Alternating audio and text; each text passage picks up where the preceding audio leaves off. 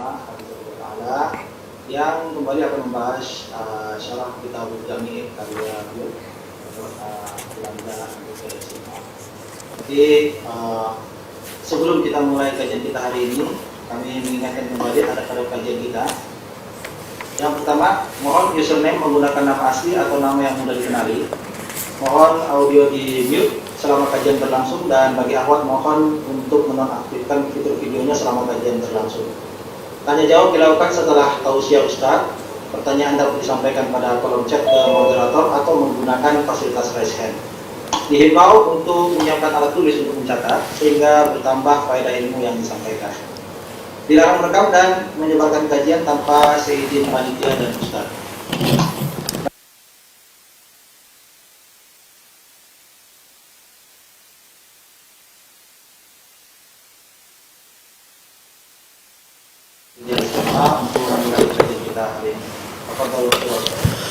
Bismillahirrahmanirrahim. Assalamualaikum warahmatullahi wabarakatuh. Alhamdulillahi ala ihsani wa syukru lahu ala taufiqih wa amtinani. Asyhadu an la ilaha illallah wahdahu la syarika lahu ta'ziman li sya'ni. Wa asyhadu anna Muhammadan abduhu wa rasuluhu da'ila ridwani.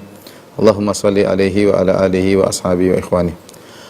Para dokter, para pemirsa yang dirahmati oleh Allah Subhanahu wa taala, kita melanjutkan bahasan kita dari Syarah Kitabul Jami', dan kita masih pada bab ketiga, itu bab zuhud wal wara, bab tentang zuhud dan wara. Kita sampai pada hadis yang keempat tentang larangan menyerupai kaum kafir. Larangan menyerupai kaum kafir. Wan Ibnu Umar radhiyallahu anhuma qala, dari Ibnu Umar radhiyallahu anhuma, beliau berkata, qala Rasulullah sallallahu alaihi wasallam, Rasulullah SAW bersabda, man tasyabbaha biqaumin fahuwa minhum. Barang siapa yang mengikuti suatu kaum, maka dia bagian dari kaum tersebut, ya. Rasulullah SAW bersabda, man tasyabbaha biqaumin fahuwa minhum. Ini hadis maknanya adalah siapa yang meniru suatu kaum,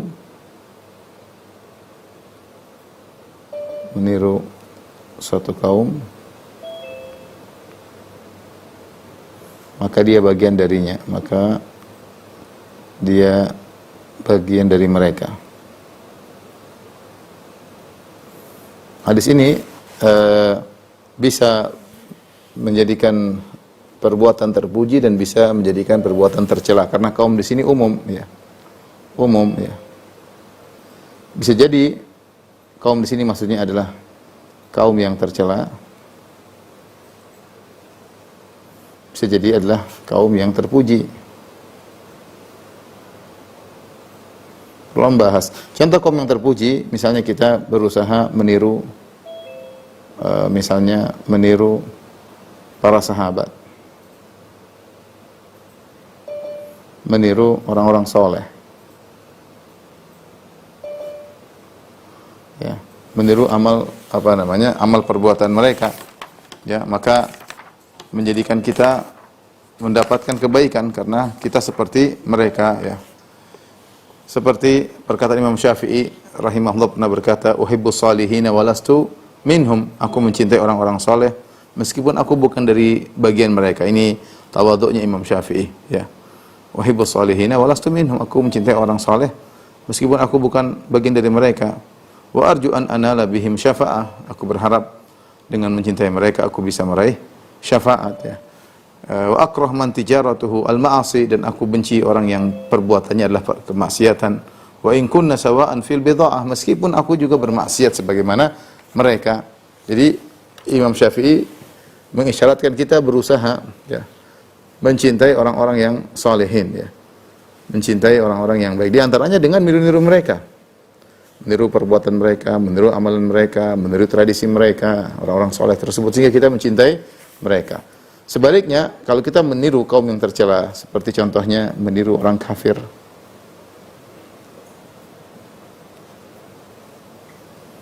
contohnya meniru para pelaku maksiat,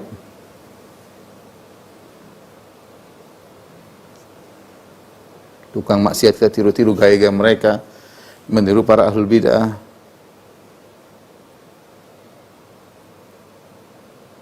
ikuti syiar-syiar mereka, maka kita adalah bagian dari mereka. Jadi sebenarnya hadis ini bisa maknanya kepada kebaikan, bisa maknanya kepada keburukan. Di antara hikmah kenapa kita dilarang meniru satu kaum, kalau kaum tersebut kaum yang buruk, agar tidak menimbulkan kecintaan kepada mereka. Karena kalau kita sama, bahkan dari sisi zahir, bajunya sama dengan mereka, cara bicaranya sama dengan mereka, gaya-gayanya sama dengan mereka, pasti ada namanya kecintaan ya, loyalitas kepada mereka. Makanya Nabi SAW semangat agar kita menyelisihi kaum musyrikin, bukan cuma dalam masalah akidah mereka, bukan cuma dalam masalah peribadatan mereka, bahkan dalam tradisi khusus mereka pun Rasulullah SAW menyuruh kita untuk menyelisihi, supaya benar-benar ada tamayus, perbedaan antara kita dengan mereka. Ya, seperti firman Allah Subhanahu Wa Taala, wa ma ana minal musyrikin, dan aku bukan termasuk orang-orang musyrik. Qul hadhihi sabili ad'u ila Allah ala basiratin ana wa man ittaba'ani fa subhanallahi wa ma ana minal musyrikin. Katakan ini jalanku, aku menyeru kepada Allah, yaitu jalanku menyeru kepada tauhid, ya. Kemudian wa ma ana minal musyrikin, dan aku bukan termasuk orang-orang musyrik. Jadi memang terbedakan antara seorang muslim dengan seorang musyrik, sehingga benar-benar ada perbedaan. Makanya Nabi SAW bukan hanya menyuruh kita tidak mengikuti akidah mereka, tidak mengikuti ibadah mereka, bahkan tradisi khusus mereka pun dilarang untuk diikut-ikuti. Makanya Rasulullah SAW bersabda, "Ghayyirus syaib wa la tashabbahu bil yahud." Ya, kata Nabi SAW, kalau kalian punya urban, maka semirlah, ya, tapi dengan selain warna hitam. Jangan niru-niru orang-orang Yahudi. Orang Yahudi tidak suka menyemir rambut mereka. Ini padahal perkara adat, tradisi, masalah semir rambut. Tapi Rasulullah SAW semangat agar kalian beda dengan orang Yahudi. Yahudi punya cara mereka seperti itu. Kalau mereka punya uban, mereka tidak mau semir. Nah, kalau kita semir, kata Nabi SAW. Contoh lagi, misalnya Rasulullah SAW bersabda, "Juzus syawarib wa arkhul liha khaliful majus." Cukurlah kumis dan panjangkanlah jenggot, silisilah orang-orang Majusi. Rasulullah SAW menyuruh mencukur kumis dan membiarkan jenggot untuk apa? Menyelisih orang-orang Majusi. Kalau orang Majusi mereka terbalik ya, mereka mungkin memanjangkan kumis dan justru mencukur habis jenggot. Ya. Jadi sampai dalam perkara-perkara tradisi pun Rasulullah SAW melarang untuk mengikuti. Kenapa? Karena kalau kita meniru-niru mereka secara tradisi dan itu merupakan kekhususan mereka, akhirnya kita ada timbul rasa cinta kepada mereka. Kita ikut gaya-gaya mereka, ikut cara berpakaian mereka. Dan biasanya orang kalau meniru sesuatu, dia lebih derajatnya di bawah, sehingga dia meniru orang tersebut. Artinya secara levelnya di bawah. Ya. Makanya kenapa banyak orang misalnya meniru artis, karena dia menganggap artis itu suatu sosok yang hebat, sosok yang luar biasa, sehingga dia harus meniru-niru artis tersebut. Maka kalau ada seorang muslim meniru orang kafir, berarti secara level sendiri di bawah, sehingga dia ingin meniru orang-orang kafir tersebut dan akan menimbulkan loyalitas kepada orang-orang kafir tersebut. Rasulullah SAW tidak ingin hal itu terjadi. Adapun kita meniru mereka pada perkara-perkara yang bermanfaat, ya, bukan pola hidup, bukan gaya berpakaian, tapi memang bermanfaat, tidak jadi masalah. Kalau memang apa yang mereka temukan, apa yang mereka lakukan bermanfaat, tidak jadi masalah. Seperti Nabi SAW ketika menulis surat kepada raja-raja kafir, kepada raja-raja Nasara, raja-raja Majusi, maka Rasulullah SAW menggunakan cincin, stempel untuk menunjukkan surat tersebut adalah surat yang resmi. Ya, padahal itu bukan kebiasaan orang Arab ketika menulis surat. Tetapi Rasulullah SAW ditegur. Anas bin Malik radhiyallahu anhu berkata, "Kataban Nabi sallallahu alaihi wasallam kitaban, atau arada an yaktub." Rasulullah SAW ingin tulis sebuah surat. Faqila lahu, maka dikatakan kepadanya, "Innahum la yaqra'una kitaban illa makhtuman." Wahai Rasulullah, sungguhnya orang-orang kafir itu tidak baca surat kecuali kalau distempeli. Ada stempel cincinnya. Fatakhadha khataman min fiddah, maka Rasulullah SAW pun membuat cincin dari perak. Naqsyuhu, yang isinya tulisannya Muhammadun Rasulullah, Muhammad Rasulullah SAW. Maka Rasulullah SAW pun meniru mereka terkait dengan tradisi mengirim surat karena bermanfaat. Karena mereka tidak mau menerima surat kecuali kalau ada stempel cincinnya. Ini contoh Rasulullah SAW bertasyabuh dengan mereka namun pada perkara yang bermanfaat.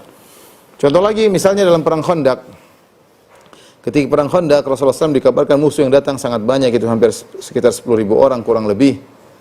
Maka Rasulullah SAW berdiskusi sama para sahabat apa yang harus mereka lakukan menghadapi musuh yang begitu banyak. Maka Salman Al-Farisi memberikan ide yang merupakan tradisi mereka ketika mereka di Persia, dan Salman adalah Al-Farisi, dahulu beragama Majusi, tinggal di tengah orang-orang Persia. Beliau berkata, "Inna kunna idza husirna khandaqna." Kami kunna bi Faris, kami di Persia, kalau kami dikepung maka kami khandaqna, kami bikin parit, lubang yang besar sehingga orang musuh tidak bisa menembus kepada kami. Maka ide Salman tersebut diikuti oleh Nabi SAW. Ini bentuk tasyabbuh yang diperbolehkan karena bermanfaat. Artinya dalam kehidupan kita, misalnya orang-orang kafir memiliki cara berobat yang baik, cara administrasi yang baik, tidak ada masalah. Meskipun mereka yang berinovasi menemukan hal tersebut, karena semua yang bermanfaat itu baik, tidak jadi masalah. Tetapi yang dilarang adalah pada perkara-perkara yang tidak ada manfaatnya, apalagi terkait dengan tradisi kekhususan mereka, ya, itu tidak diperbolehkan. Yang jadi masalah kaum muslimin meniru orang-orang kafir bukan pada teknologi yang mereka temukan kemajuan, tapi justru pada perkara-perkara yang tidak bermanfaat, berpesta pora, terbuka aurat, model-model rambut yang ngawur, ya. Bahkan kalau ada orang kafir yang rambutnya sebelahnya hijau, sebelahnya botak, ada orang Islam juga yang ikut. Gaya berpakaian, gaya macam-macam diikuti, musik-musik, macam-macam. Justru yang disemangati untuk diikuti perkara-perkara maksiat. Seandainya yang diikuti adalah teknologi, kemajuan, nggak ada masalah itu. Meskipun itu orang kafir, kita ikuti nggak ada masalah. Jadi perlu kita ingatkan, kaum yang tercela, jangan kita meniru orang kafir, jangan kita meniru gaya-gaya para pelaku maksiat. Jangan, mungkin mereka punya tipe baju khusus, punya gaya model rambut khusus. Demikian juga meniru ahlul bidah, ya. Orang Syiah punya model baju khusus, orang Syiah punya jangan diikuti, ya. Ini tapi kita sebutkan tadi, ya.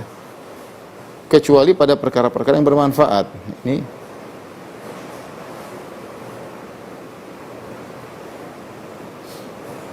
yang bermanfaat.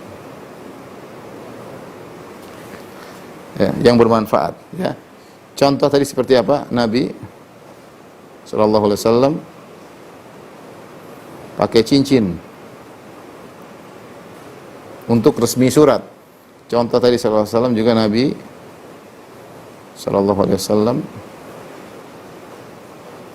gali Khandaq. Khandaq meniru kaum Persia.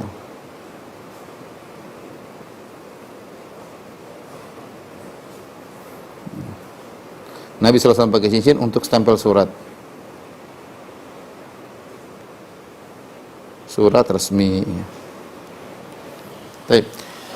Kemudian ikhwan akhwat yang rahmati Allah Subhanahu wa taala, demikian juga kita dilarang, kita dianggap dilarang mengikuti kaum yang tercela, yaitu jika merupakan ciri khas mereka.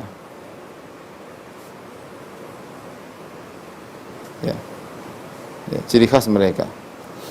Adapun jika bukan ciri khas mereka, maka tidak mengapa.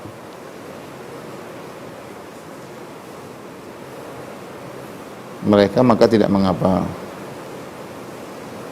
Contoh, orang sering bertanya, "Ustaz, apa boleh pakai jeans?" Nggak ada masalah, jeans bukan ciri kekhususan orang kafir. Kain jeans bukan ciri khas orang kafir.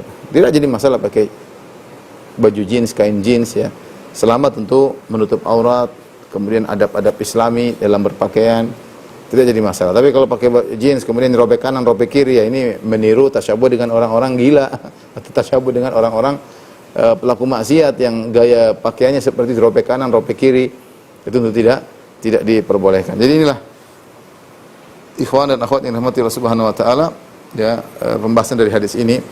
Inti dari hadis ini, kenapa Ibnu Hajar rahimahullah membawakan hadis ini pada bab zuhud dan wara? Ibnu Hajar ingin memperingatkan bahwasanya kebiasaan kehidupan orang-orang kafir adalah duniawi banget.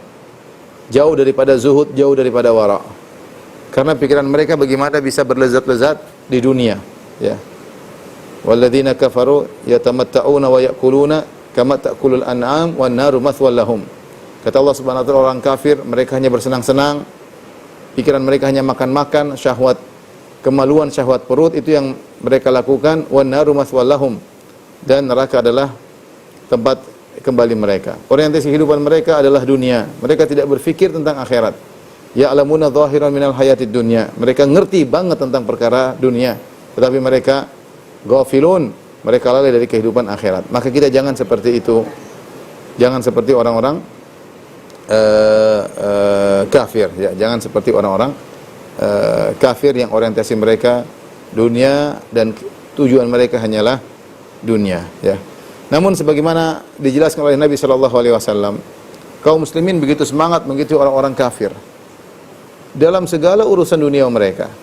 Ketika mereka semangat mengikuti segala urusan dunia orang-orang kafir, model-model mereka, gaya hidup mereka, pola hidup mereka, maka tentu ini akan membuat kaum muslimin jauh daripada kezuhudan, jauh daripada kewaraan. Dan semangatnya kaum muslimin mengikuti orang-orang kafir dari tradisi dan yang lainnya telah digambarkan oleh Nabi sallallahu alaihi wasallam. Kata Nabi sallallahu alaihi wasallam, "La tattabi'unna sanana man kana qablakum. Shibran bi shibrin, zira'an bi zira'in, hatta law dakhalu juhra dhabbin la dakhaltumuh." Sungguh kalian benar-benar akan mengikuti tradisi-tradisi, langkah-langkah orang-orang terdahulu. Maksudnya Yahudi dan Nasrani. Sehasta sejengkal dengan sejengkal, sehasta dengan sehasta. Hatta law dakhalu juhra dhabbin la dakhaltumuh. Bahkan kalau mereka masuk dalam lubang dhab, kalian akan mengikuti mereka masuk dalam lubang dhab. Dalam sebagian riwayat, hadzal qudzati bil qudzah, kalian akan meniru mereka seperti samanya antara buluh anak panah sebelah kanan maupun anak buluh sebelah kiri. Jadi Rasulullah menggambarkan dengan dua hadis gambaran semangatnya kaum muslimin meniru-niru orang-orang kafir. Ya, orang kafir. Di antaranya seperti, yaitu di antaranya seperti al-qudzah bil qudzah, yaitu buluh kanan seperti samanya buluh kanan dan buluh kiri dari anak panah. Kalau seorang bikin panah, ini panah misalnya, depannya tajam, maka sebelah kanan dikasih buluh, ya, supaya keseimbangan. Sebelah kiri juga dikasih buluh. Ya. Kata Nabi sallallahu alaihi wasallam, kalian akan niru-niru orang-orang sebelumnya sama seperti antara yang ini dengan yang ini, sama persis. Artinya anak panah tersebut kalau kita putar kanan dan kiri tidak berubah. Artinya benar-benar harus seimbang, kanan kiri sama supaya anak panah tersebut bisa sampai dengan tepat, ya. Sampai dengan tepat. Ini perumpamaan pertama, kata Nabi, hadzal qudzati bil qudzah. Kemudian perumpamaan kedua, ya. Jika orang kafir masuk ke lubang dhab,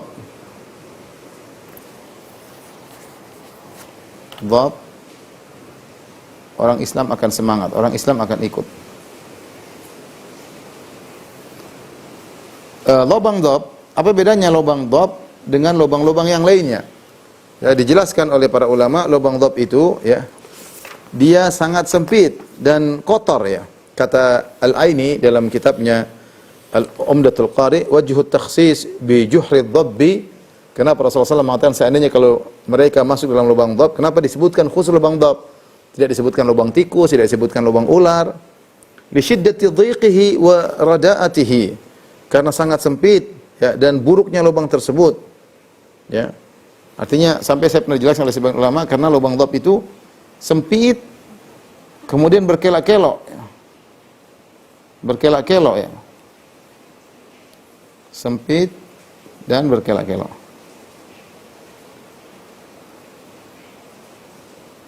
Artinya sulit untuk masuk dalam lubang tersebut. Tetapi kalau ada orang kafir masuk, orang Islam akan ikut masuk juga. Menunjukkan semangat luar biasa untuk meniru orang-orang kafir. Lihat sekarang model-model, nanti ikut gayanya orang Korea, terkadang ikut gayanya orang India, terkadang ikut gayanya orang kafir Amerika, terkadang mungkin nanti ikut gaya orang kafir Rusia. Apa gaya-gaya yang muncul, apalagi lagi model, lagi tren diikuti. Gaya rambut, ya, gaya berpakaian, ya, mungkin gaya jalan, ya. Ini semua hendaknya kita jauhi, karena ketika kita sering meniru mereka, kita akan terjerumus dalam banyak penyimpangan. Dan kenyataan, lihatlah bagaimana kita bicara misalnya masalah akidah. Apapun yang diyakini oleh orang terdahulu, ya, maka akan diikuti oleh sebagian orang-orang Islam, ya. Kalau orang Nasara meyakini bahwasanya Tuhan bersatu dengan Nabi Isa, Allah bersatu dengan Nabi Isa, apakah Allah itu Isa atau Allah menempati Nabi Isa atau Allah bersatu dengan Nabi Isa? Sebagaimana bersatunya antara misalnya air susu dengan air teh bersatu menjadi satu padu, ataukah air Allah menempati Nabi Isa sebagaimana air yang menempati gelas, ya. Orang Islam ada yang lebih parah, seperti Ibnu Arabi memiliki pemahaman wahdatul wujud, sebagaimana dia sebutkan dalam kitabnya Fusul Hikam dan juga dalam kitabnya Futuhat al-Makkiyah, meyakini bahwasanya Allah adalah bersatu dengan seluruh makhluk. Kalau dahulu orang Nasara hanya membatasi perpaduan antara Allah dengan makhluk hanya pada Nabi Isa atau Ruhul Kudus, Jibril. Kalau Ibnu Arabi lebih parah, bahwasanya Allah bersatu dengan seluruh makhluk, ya. Kalau orang Nasara beribadah dengan musik-musikan, orang Islam juga mengikuti. Dan demikianlah adat tradisi diikuti oleh orang-orang Islam, ya. Oleh karenanya kita waspada, ya. Kita boleh mengikuti mereka pada perkara-perkara yang bermanfaat. Adapun perkara-perkara yang merusak akhlak, merusak moral, maka jangan diikuti, apalagi merusak akidah. Intinya yang ingin saya sampaikan pada kesempatan kali ini bahwasanya kenapa Ibnu Hajar membawakan hadis ini, larangan meniru orang kafir dalam bab zuhud dan wara, karena saya katakan tadi kebanyakan orang kafir pikiran mereka hanyalah dunia. Mereka tidak ingat, mereka lupa, lalai dengan akhirat. Ya.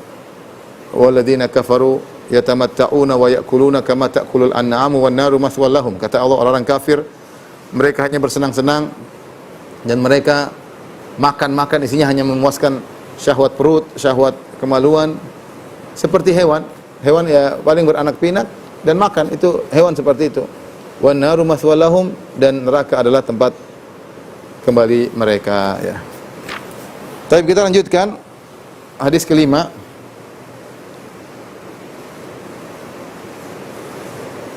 Ya.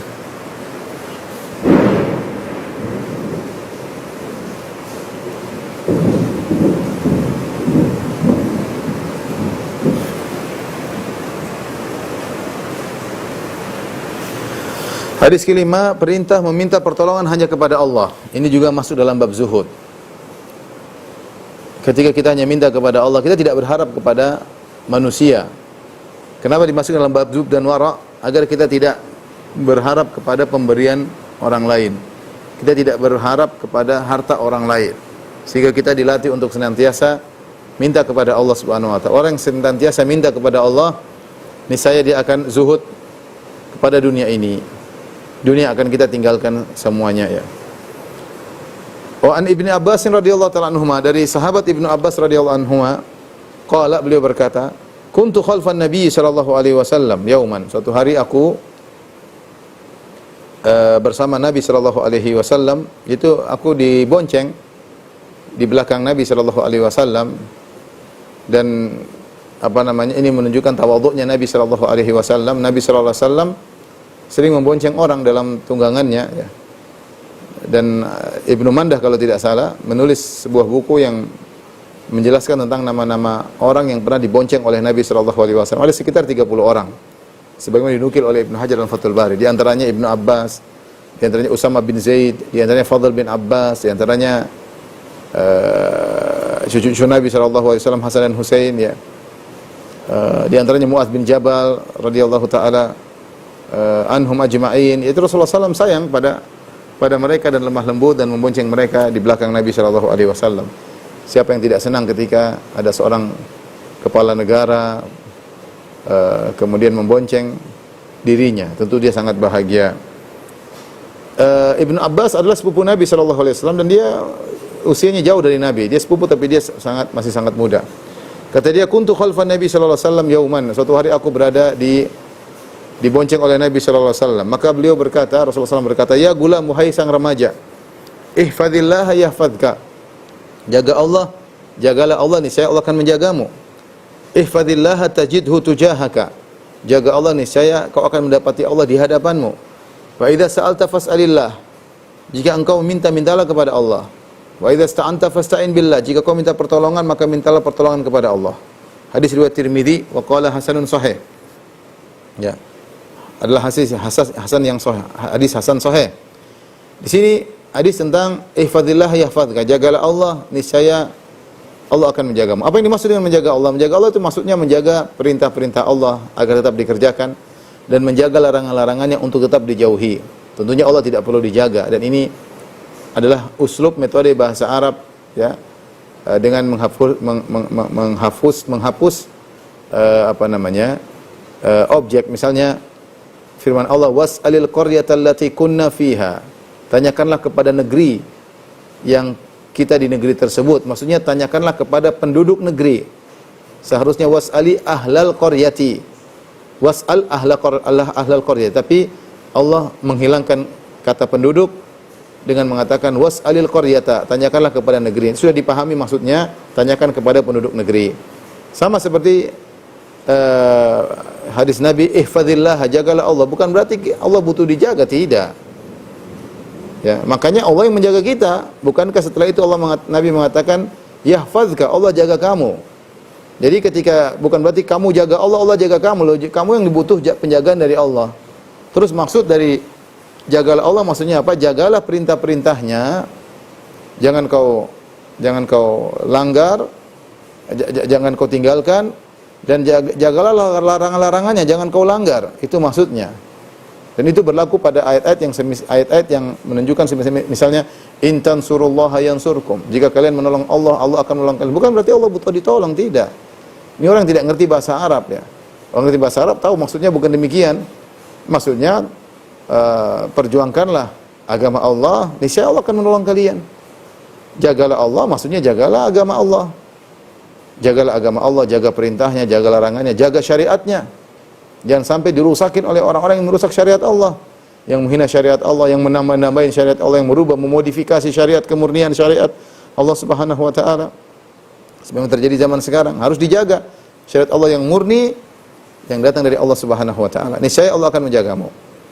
Oleh karenanya Syekh Ali Bassam ketika menjelaskan makna ini dia mengatakan ihfaz awamirahu wamtathilha, jagalah perintah-perintah Allah dan kerjakanlah. Wantahi an-nawahihi, dan berhentilah dari larangan-larangan Allah, jangan kau langgar. Yahfazka, niscaya Allah akan menjaga engkau. Fi taqallubatika, dalam kegiatan-kegiatanmu Allah akan jaga. Wa fi dunyaka, dalam duniamu, kehidupan duniamu, wa akhiratika, dan juga dalam akhiratmu. Ya, dan ini manfaat dari kalau kita menjaga perintah Allah dan menjauhi larangan Allah Subhanahu wa taala. Insyaallah Allah akan jaga kita. Allah akan jaga kita. Dan Allah menjaga kita bukan cuma perkara dunia, Allah juga menjaga perkara akhirat. Apa maksudnya Allah menjaga dunia kita? Maksudnya Allah jaga istri kita, Allah jaga anak kita, Allah jaga usaha kita. Kalau kita bertakwa, insyaallah Allah jaga. Sejauh mana kita bertakwa, semakin dijaga dunia kita, sehingga kebutuhan dunia kita akan terpenuhi. Ya. Demikian juga Allah akan jaga akhirat kita. Maksudnya Allah jaga akhirat kita, kita tidak terjerumus dalam syubhat-syubhat, tidak terkontaminasi pemikiran akidah kita yang murni, tidak terjebak dengan syahwat maksiat. Kenapa? Karena kita senantiasa menjaga Allah, Allah jaga kita. Ya, Allah jaga kita. Ya. Dan kedua penjagaan tersebut kita butuhkan. Allah menjaga dunia kita, dan Allah menjaga akhirat kita. Sekarang kita butuh kepada Allah untuk menjaga anak-anak kita, menjaga istri kita. Sekarang zaman penuh dengan fitnah. Anak-anak siapa yang bisa jaga anak-anak? Mau jaga sementara kondisi seperti sekarang, gadget, internet, komunitas, anak-anak nakal banyak. Siapa yang bisa jaga anak kita? Kalau Allah tidak jaga, tidak bisa. Terus bagaimana agar Allah bisa jaga anak kita? Kita bertakwa kepada Allah. Bertakwa kepada Allah. Seperti perkataan, kalau tidak salah Ibnu Musayyib, dia sholat lama. Ditanya, kenapa engkau sholat lama? Anaknya bertanya, dia berkata, roja'an an uhfadha fika. Aku berharap Allah menjaga aku dengan menjagamu, wahai putraku. Ya. Kita berusaha bertakwa agar anak-anak kita dijaga oleh Allah Subhanahu wa taala. Harta kita, usaha kita, istri kita, dengan syarat kita jangan melanggar larangan Allah dan jangan malas dalam menjalankan perintah-perintah Allah Subhanahu wa taala. Dan Allah mengatakan ihfadillah tajidu tujahaka. Jagalah Allah, niscaya di saat kau butuhkan penjagaan Allah, Allah akan jaga di hadapanmu langsung. Jadi dengan segera tajidhu tujahaka. Di depanmu langsung Allah hadir menjagamu. Jadi kita ada saat-saat kita sangat butuh dengan penjagaan Allah. Kita diganggu, kita diteror. Kita yakin jaga perintah Allah, Allah akan jaga kita. Antal hafiz, engkau adalah yang maha penjaga. Ya. Wallahu khairun hafizha. Sungguh Allah adalah sebaik-baik penjaga. Tidak ada yang bisa menjaga kita seperti Allah Subhanahu wa taala. Terkadang seorang bersandar kepada manusia, kepada makhluk, kepada misalnya pihak yang berwajib, tidak bisa dijaga. Yang jaga hanyalah, yang bisa menjaga dengan sempurna hanyalah Allah Subhanahu wa taala dengan cara Allah Subhanahu wa taala. Taib, kemudian inti daripada hadis ini terkait dengan bab zuhud, yaitu wa idza sa'alta fas'alillah, jika kau minta maka mintalah kepada Allah. Senantiasa latih diri untuk minta kepada Allah. Wa idza sta'anta fasta'in billah, jika kau minta pertolongan, mintalah pertolongan kepada Allah Subhanahu wa taala. Inilah zuhud yang hakiki, tidak berharap kepada orang lain. Tidak berharap dunia dari orang lain. Saya bacakan perkataan Syekhul Islam Ibnu Taimiyah yang sangat indah. Beliau berkata, wal abdu, perhatikan wal abdu dalam Majmu' Fatawa jilid 1 halaman 39. Wal abdu kullama kana adzalla lillah a'zama iftiqaran ilaihi wa khudu'an lahu kana aqraba ilaihi. Seorang hamba semakin dia menghinakan dirinya di hadapan Allah, semakin dia menunjukkan kebutuhannya kepada Allah, semakin dia tunduk kepada Allah Subhanahu wa taala, maka dia semakin dekat di sisi Allah. Wa azallahu, dan semakin mulia di sisi Allah Subhanahu wa taala. Wa a'dhama liqadri, dan semakin tinggi kedudukannya di sisi Allah Subhanahu wa taala. Jadi begitu, semakin kita rendah kepada Allah, kita semakin tinggi. Makanya Rasulullah Allah berfirman, wasjudu waqtarib, sujudlah, dekatlah. Semakin kau sujud, semakin dekat kepada Allah. Aqrabu ma yakunul abdu min rabbihi fa huwa sajid. Kondisi hamba paling dekat dengan Allah ketika sedang sujud. Semakin kau hinakan dirimu di hadapan Allah, semakin tinggi di sisi Allah Subhanahu wa taala. Ibnu Taimiyah melanjutkan, fa as'adul khalqi a'dhamuhum ubudiyatan lillah. Orang yang paling bahagia adalah orang yang paling agung, yang paling besar peribadatannya kepada Allah. Yang menunjukkan dia adalah budak hina di hadapan Rabbul Alamin, di hadapan Sang Pencipta. Dia adalah orang yang paling bahagia. Wa amal makhluk, adapun sikap kita terhadap makhluk maka berbeda. Makhluk tidak sama. Apa kata Syekhul Islam? Sikap kita terhadap makhluk fakamakil, sebagaimana dikatakan ihtaj ila man syi'ta. Perhatikan. Jadi sikap pertama kepada Allah, kesimpulannya semakin menghinakan diri maka semakin mulia.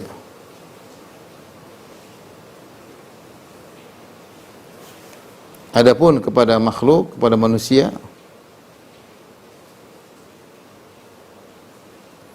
kata Ibnu Taimiyah rahimahullahu taala, ya. Ihtaj ila man syi'ta takun asirahu. Butuhlah pada manusia, takun asirahu, maka engkau menjadi tawanannya.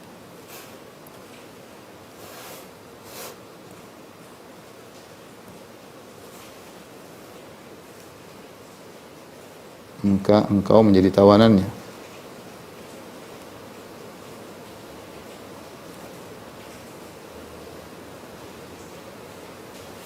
Kemudian wastaghni amman syi'ta takun nadhirahu, ya. Tidak butuhlah engkau kepada siapapun,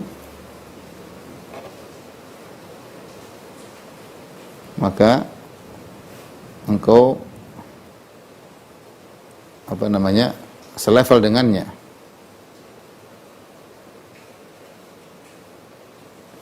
Kemudian wa ahsin ila man syi'ta kun amirahu, berbuat baiklah kepada orang lain.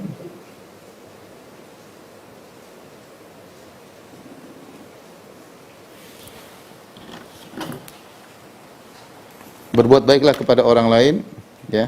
Niscaya engkau menjadi pemimpinnya.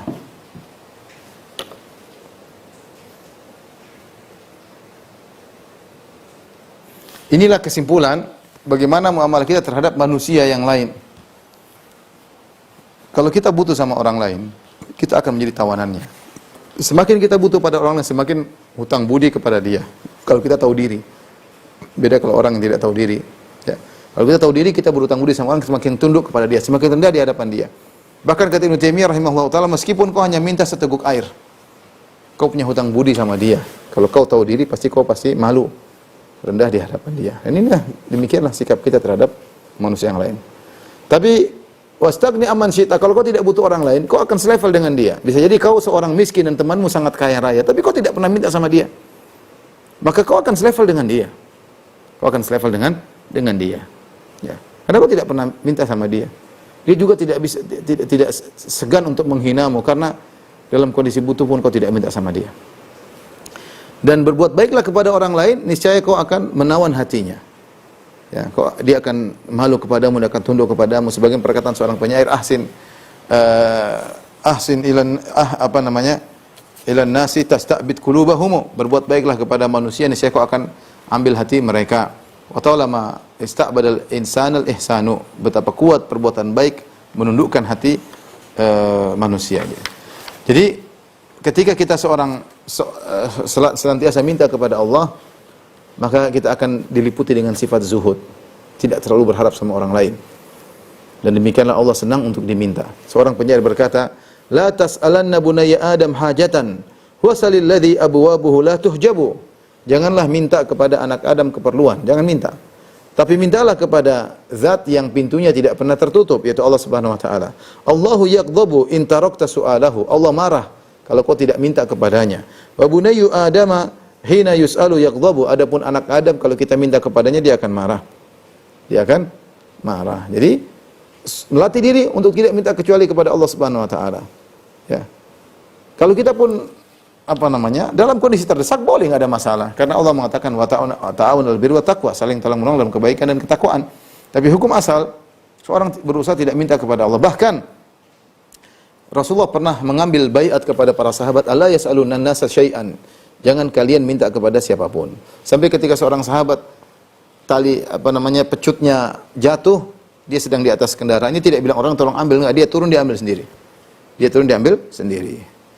Tentu ini berbeda kalau kita misalnya punya anak buah kita bayar, tentu tidak. Ini lain cerita. Ini maksudnya kita dia bukan anak buah kita, tapi sekedar teman, maka berusaha kita tidak meminta kepadanya kecuali dalam hal-hal terdesak. Itu lain cerita. Terdesak tidak ada masalah ya. Baik. Kita lanjutkan hadis berikutnya.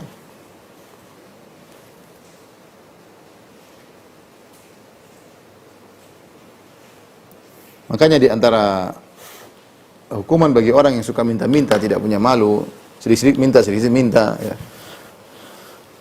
Allah akan hilangkan wajahnya pada hari kiamat kelak. Kata Nabi sallallahu alaihi wasallam, la tazalul mas'alatu bihadikum hatta yalqallaha yaumal qiyamah wa laysa ala wajhi muz'atul lahmin. Senantiasa orang minta sampai dia datang pada hari kiamat, wajahnya tidak ada dagingnya sama sekali. Karena rasa malunya hilang. Tidak pantas orang sedikit-sedikit, bantu dong sedikit minta. Enggak. Kita jangan sendiri, kita berusaha jalankan sendiri. Harus punya izzatun nafs, punya harga diri. Jangan minta-minta sama orang, jangan memalas sama orang, kita melas sama Allah Subhanahu wa taala. Kalau ada orang mau berbuat baik, ya tidak apa-apa, kita tolak. Tapi jangan melas sama orang lain, melas kepada Allah, merendahkan diri kepada Allah Subhanahu wa taala. Hadis yang berikutnya, perintah zuhud terhadap dunia.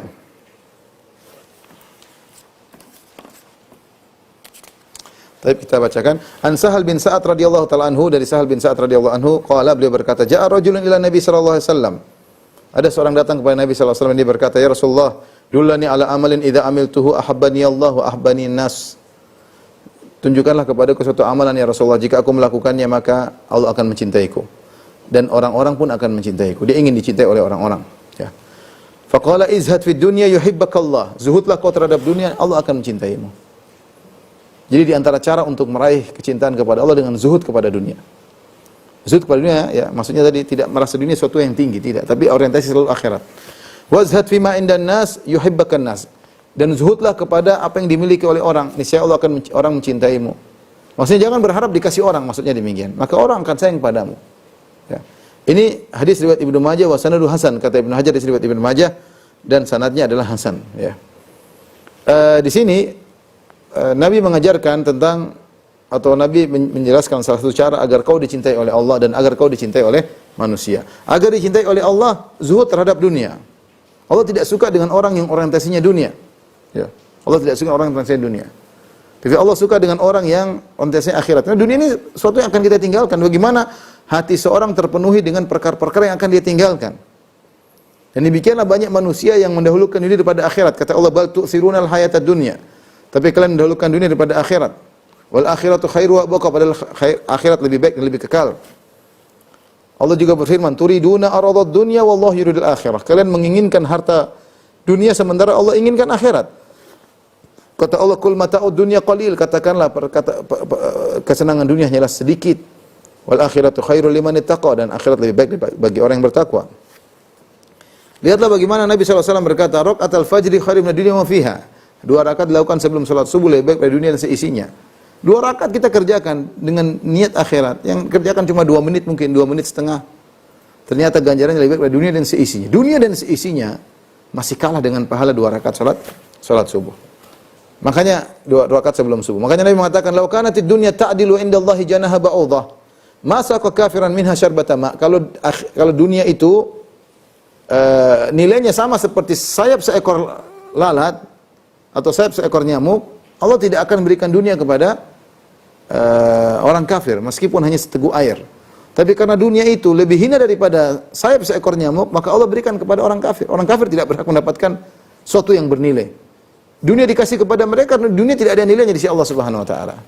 Perhatikan, dunia ini tidak ada nilainya. Dia hanya bernilai kalau diniatkan untuk akhirat. Dia sangat bernilai besar ketika diniatkan untuk akhirat. Bagaimana infak, bersedekah di jalan Allah, ya, mengeluarkan uang fisabilillah, bantu anak yatim, bantu orang susah, bantu fakir miskin, bangun masjid, ini semua butuh dunia. Ya. Membantu dakwah, ya, membantu orang terkena bencana alam, semuanya dunia, semuanya butuh dunia. Sarana untuk dakwah, membeli peralatan, semua dunia. Kalau orientasinya akhirat, maka jadi akhirat. Makanya Ibnu Rajab ketika membahas tentang hadis-hadis yang menjelaskan tentang tercelanya dunia, dia ingatkan, bukan maksudnya tercela dunia, tapi tercela dunia itu ketika niatnya murni dunia, bukan niatnya akhirat. Kata beliau, wa alam anna dzamal warid fil kitab wa sunnah lidunya laisa huwa rajian ila zamaniha alladhi huwa al-lail wan nahar. Ketahuilah bahwasanya celaan yang datang dari Al-Qur'an dan sunnah tentang dunia bukanlah kembali kepada zaman dunia tersebut, siang dan malam yang bergantian sampai hari kiamat, silih berganti. Fa inna Allah ja'alahuma khilfatan liman arada an yadhakkara aw syukur. Allah menjadikan siang dan malam sebagai silih berganti bagi pelajaran bagi orang yang ingin bersyukur. Walaysa dhammu, demikian juga walaysa dhammu rajin ila makanid dunya alladhi huwal ardu allati ja'alaha Allah li bani Adam mihadan wa sakanan. Dan juga cercaan tentang dunia bukan kembali kepada tempat dunia tersebut. Bumi, air, lautan yang Allah menjadikan adalah dunia, bumi tersebutlah tempat tinggalnya Adam. Wala ila ma auda Allah fiha, bukan juga cercaan Allah berikan tentang dunia kembali kepada apa yang Allah siapkan di dunia itu berupa jibal, gunung-gunung, bihar, lautan, wan anhar, sungai-sungai, logam-logam mulia. Bukan juga kepada yang ditumbuhkan oleh bumi. Cercaan bukan kembali kepada pepohonan, kepada tumbuh-tumbuhan. Bukan juga cercaan kembali kepada yang Allah tebarkan di atasnya seperti hewan-hewan dan yang lainnya. Fa inna dzalika kullahu min ni'matillah. Karena itu semua nikmat Allah yang Allah berikan kepada hamba-hambanya. Ya, yang di situ ada manfaat-manfaat. Dan bagi mereka dalam nikmat tersebut ada pelajaran. Dan sebagai dalil bahwasanya Allah Maha Esa yang telah menciptakan segala kenikmatan tersebut. Wa innamadzam, hanyalah cercaan tersebut raji'un ila af'ali bani Adam al-waqi'a fid dunya. Yang Allah cela adalah perbuatan anak Adam terhadap dunia tersebut. Bagaimana mereka mensikapi dunia tersebut? Li'anna ghalibaha waqi'un ala ghairil wajhi alladhi tuhmadu aqibatuhu. Karena kebanyakan perbuatan mereka mensikapi dunia adalah perbuatan yang buruk ujungnya. Bal yaqa'u ala ma tadarru aqibatuhu wa la tanfa. Bahkan perbuatan mereka menimbulkan kemudaratan bagi mereka. Jadi yang perlu kita ingat ketika kita mengatakan dunia hina, dunia rendah, bukan berarti kita suruh tinggalkan dunia, bukan. Tapi jangan masukkan dunia dalam hatimu. Kalau kau punya dunia, gunakan untuk akhiratmu. Ya. Adapun kalau kau dunia semata-mata untuk dunia, maka tidak ada nilainya. Maka tidak ada nilainya. Tidak ada nilainya, bahkan tidak sama dengan seekor nyamuk. Maka dari sini, kapan kita zuhud kepada dunia? Artinya zuhud kepada dunia artinya tidak masukkan dalam hati. Kita ada pegang uang, kalau ada yang perlu kita kasih. Insya Allah kasih lagi. Ya. Jangan kemudian kalau ada misalnya kita punya sesuatu yang, makanya supaya zuhud kepada dunia, jangan beli barang terlalu mahal, terlalu mewah, jangan. Lubang terlalu mewah, bagaimana manusia tidak bisa kita kontrol hati kita. Kita sangat cinta kepada barang-barang mewah tersebut. Bagaimana kita mau orientasi akhirat sementara kita peduli kepada barang-barang mewah? Ya kalau perlu nggak ada masalah ya. Yang penting jangan masukkan ke dalam apa? Ke dalam hati. Kapan kita perlu keluarkan, kita keluarkan di jalan Allah Subhanahu wa ta'ala. Oleh karena saya mengingatkan kepada kawan-kawan yang rekan-rekan yang kebetulan Allah berikan mereka nikmat dunia yang banyak. Jadikanlah dunia tersebut sebagai sarana untuk mencari akhirat. Jangan tamak kepada dunia. Zuhudlah kepada dunia yang ada di tangan Anda. Zuhudlah kepada duit yang banyak di ATM Anda. Keluarkan di jalan Allah Subhanahu wa ta'ala. Berarti Anda orientasi Anda akhirat. Bukti orientasi Anda akhirat yaitu Anda keperluan dunia silakan penuhi untuk istri untuk anak-anak, sisanya untuk akhirat Anda. Ya. Jangan Anda meninggal dalam kondisi dunia Anda bertumbuk, akhirat tidak punya. Ya. Jadi kalau ingin dicintai oleh Allah, zuhud kepada dunia. Allah Maha tahu isi hati kita. Allah Maha tahu orientasi di kehidupan kita, orientasi kita akhirat atau dunia, Allah tahu. Serahkan. Kalau Anda orientasinya adalah akhirat, insya Allah Allah sayang sama Anda. Meskipun penampilan Anda mungkin rapi, tapi kalau orientasi adalah akhirat, Anda dicintai oleh Allah. Sebaliknya, mungkin ada orang penampilannya kumal, tetapi dunia di hatinya, maka Allah akan benci sama orang ini. Yang kedua, agar Anda dicintai oleh orang, jangan berharap kepada orang. Manusia, meskipun saya misalnya kaya raya, tapi ketika ada orang datang kepada saya dan nampak dia itu bergaul dengan saya, ingin mengambil sesuatu dari saya, selalu minta, saya pasti nggak suka sama dia. Mungkin sekali, dua kali, oke, 3 kali, 4 kali, 5 kali saya benci sama dia. Meskipun saya kaya raya, apalagi saya bukan orang kaya misalnya, ternyata nampak orang ini pengen ngambil sesuatu dari saya tidak tertarik sama orang ini. Jadi hina di hadapan saya. Oleh karena agar kita dicintai oleh orang, artinya jangan berharap dari mereka. Kalau mereka kasih nggak ada masalah, tapi jangan berharap dari mereka. Allah Maha tahu kita berharap atau tidak. Tapi demikian para dokter yang dirahmati Allah Subhanahu wa taala, para mirsa, ini saya sampaikan. Kalau ada yang bertanya saya persilakan, masih ada waktu. Allah taala alam bisawab.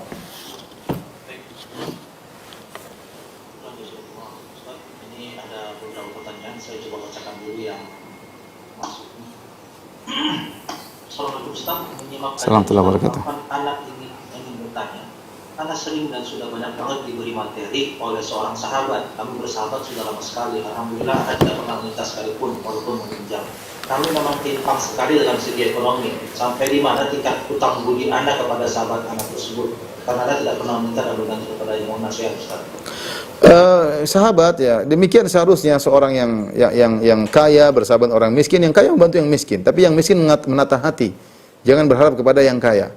Kewajiban dia si kaya untuk memperhatikan si miskin dengan pemberian, dengan hadiah. Tapi si miskin menata hati. Jangan berharap kepada kekayaan orang tersebut, dan tahu diri ya. Dan tahu diri. Sebagian orang kalau berbuat baik sama kita, dia senang ya. Dia senang, seperti hadiah kalau diberikan kita terima. Kalau kita enggak terima justru dia mungkin marah, tersinggung. Dan sebagian orang kalau kasih hadiah, kalau kita selevel dengan dia, kita kasih balasan hadiah seperti yang dia kasih. Tapi kalau ternyata kita tidak selevel, misalnya raja atau orang kaya raya, miliarder kasih hadiah sama kita, ya kita nggak perlu balas dengan uang. Kita dengan yang lain, karena dia tidak butuh uang, dia sendiri kebanyakan duit. Yang terbaik adalah kita doakan.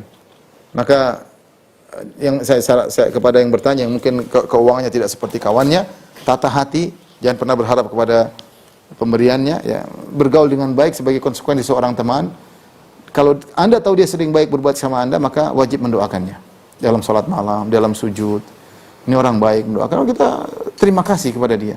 Dengan mendoakan dia menuju kepada kebaikan. Makanya Rasulullah SAW mengatakan, "Man sona ilaikum ma'rufan fakafi'uhu." Siapa yang berbuat baik kepada engkau, balaslah dengan yang semisalnya. Tujuannya apa balas dengan semisalnya? Agar kita tidak punya hutang budi. Kalau dia belikan kita kue dengan harga 100.000, kita balas belikan kue pula harga gorengan dengan harga 100.000. Intinya supaya apa? Tidak ada hutang budi. Fa ilam tajiduna ma tukafi'una, kalau kau tidak menemukan yang bisa membalas bahasanya, fad'ulahu, doakan. Orang miskin dikasih orang kaya membalas bagaimana? Dia senang memberikan hadiah kepada kita, dia senang ketika kita terima, apalagi ternyata keperluan terpenuhi. Ya tugas kita apa? Mendoakannya. Jangan malas mendoakan. Dalam sujud, salat malam, doakan dia. Wallahu a'lam bishawab. Assalamualaikum. Apa bertanya Anda tentang berpakaian menggunakan celana panjang dengan baju longgar? Anda seorang akhwat. Pakaian menggunakan celana panjang dengan baju longgar yang panjang sampai paha menutupi aurat, pinggul, tapi masih nampak celana panjangnya. Apakah ini termasuk masih tasyabuh? Dan dosanya pakaian ini? Ini kaitannya bukan tasyabuh, tapi celana panjang itu membentuk lekuk tubuh sang wanita. Kalau celana panjangnya, roknya sampai di bawah nggak ada masalah. Tapi kalau roknya cuma sampai di lutut, masih terlihat lekukan kakinya, sebaiknya dihindari. Dihindari. Jadi, apalagi ya, jadi celana panjang itu kenapa dilarang? Bukan masalah tasyabuhan, tapi dia membentuk lekukan kaki ya. Dan wanita sebaiknya jangan terlihat, meskipun dia agak gombrang, tapi tetap ada belahan. Belahan tersebut tidak baik bagi wanita. Sebaiknya tertutup dengan total. Jadi pakai celana panjang boleh, tapi roknya panjang sampai ke kakinya. Wallahu a'lam bishawab.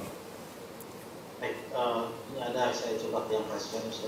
Silakan Mas Satria Aribo.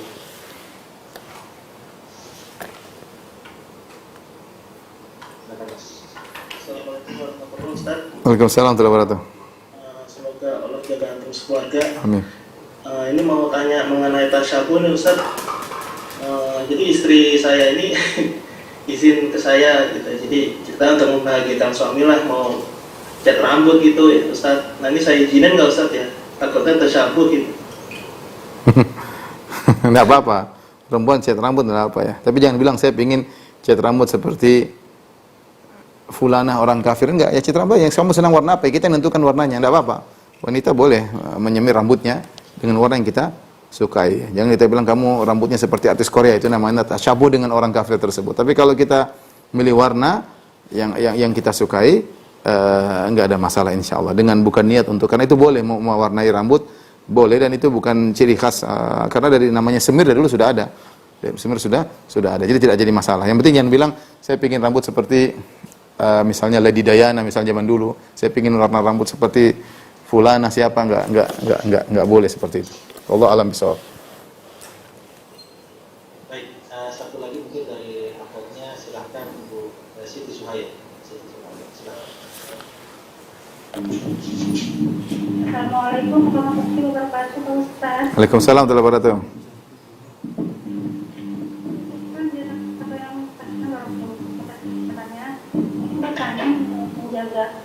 Penjagaan mengenai begini Pak Ustaz. Saya itu siapkan anak saya kabur, tak ada di mana. Terus dia memasrahkan keberangkatan anak saya karena keperluan di saat Tuh, saya agak terganggu Bu, mohon maaf. Jadi saya tidak bisa nangkap pertanyaan dengan baik, ada suara yang di tengah-tengah, jadi kecuali kalau maaf Pak Ustaz, sudah jelas belum? Jelas? Pak, apa dokter bisa nangkap, moderator bisa nangkap. Saya coba nangkap, saya nanti sampaikan ulang pada saya tidak bisa nangkap. Siap. Silakan Bu. Saya ditinggalin anak saya kabur. Saya ada anak saya kepada Allah di saat sholat. Lalu ada yang saudara saya menyarankan untuk mengamalkan setelah sholat kepada yang akhir, bacalah Al-Fatihah tepat di Nasiratul Mustaqim akan dua ia akan nasta'in, baca 40 kali sampai panjatkan doa kepada Allah untuk memohon penciptaan atas anak saya tersebut. Itu ada sunahnya tidak, Pak Ustaz? Oke, saya bisa tangkap Dok, alhamdulillah ya. Tidak ada sunahnya seperti itu. Caranya ibu sholat berdoa, tidak perlu ada aturan baca Al-Fatihah berapa puluh kali atau berapa puluh kali, tidak ada aturan seperti itu ya. Sholat malam berdoa kepada Allah ya. di sela-sela kapan saja kita mendoakan anak kita, dan doa di antara doa yang dikabulkan Allah doa orang tua kepada anak. Kita boleh doa dalam sujud kita boleh doa setelah sholat kita, terutama setelah sholat malam, angkat tangan, minta kepada Allah SWT. Tidak ada aturan baca tadi berapa 40 kali atau berapa belas kali, saya nggak tahu, itu semua tidak ada dalilnya. Ya. Dari mana dia tahu bahwasanya ini manjur? Ya, kalau dia bilang hanya ini sudah dicoba, orang coba banyak macam-macam coba, yang coba dukun juga manjur juga banyak. Ya, enggak, kita tidak bicara perkara yang gaib kecuali dengan dalil. Kalau nggak dalilnya tidak boleh, apalagi dengan bilangan sekian, maka tidak ada sunnahnya. Wallahu ta'ala alam bisawab. Ini ada pertanyaan, mungkin saya singkat aja. Silakan. Dia bertanya soal menghadiri pernikahan non-muslim, apakah Itu adalah perkara tradisi, hubungan antara sesama manusia. Kita berinteraksi dengan orang-orang kafir dalam perdagangan, dalam bertetangga. Di antara kalau misalnya ada yang sakit kita boleh jenguk, kalau ada yang nikah kita boleh ikut ikut acaranya sebagai bentuk akhlak yang mulia.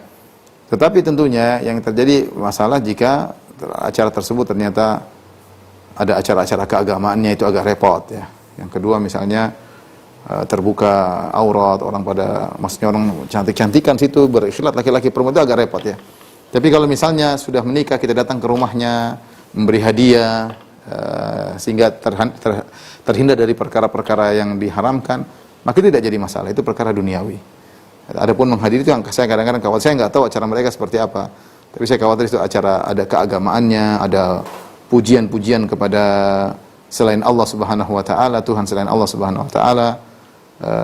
Kemudian bisa jadi ada aurat-aurat yang terbuka ya, campur baur laki-laki perempuan, maka saya tidak menganjurkan. Tapi boleh datang setelah itu, sebelum atau setelah pernikahan, beri hadiah sebagai bentuk tetangga atau teman, tidak jadi masalah agar kita tunjukkan dia tertarik dengan akhlak Islam yang baik. Allah ta'ala alam bisawab. Mungkin pertanyaan terakhir, Dok. siap? Ini ada kayaknya semua bertanya kisaran tasawuf semua. Soalnya Ustaz, sekarang kita banyak dimanjakan dengan fasilitas-fasilitas video streaming, dan kebetulan anak pun hobi menontonnya. Bagaimana pandangannya Ustaz? Pandangan maksudnya apa? Pandangan kita ketika nonton, dia tundukkan. Oh, tidak ada masalah, ini perkara duniawi bermanfaat. Sama jam, HP, semua mungkin yang nemukan orang kafir semua, nggak ada masalah. Kita kan tadi sudah jelaskan tasyabuh itu pada perkara-perkara yang merupakan kekhususan mereka. Adapun yang bukan yang bermanfaat boleh, Nabi pakai cincin, Nabi perang Khandaq, bikin Khandaq, nggak ada masalah. Yang jelas ketika kita nonton video streaming, jaga pandangan, itu saja, jaga pandangan. Jangan kita lihat yang haram, lihat cewek cantik lebih cantik daripada istri kita. Repot ya. Baik, demikian saja para dokter yang hati Allah Subhanahu wa taala ingin sampaikan, kalau ingin mohon maaf, wabillahi taufiq wal hidayah. Assalamualaikum warahmatullahi wabarakatuh. Waalaikumsalam warahmatullahi wabarakatuh.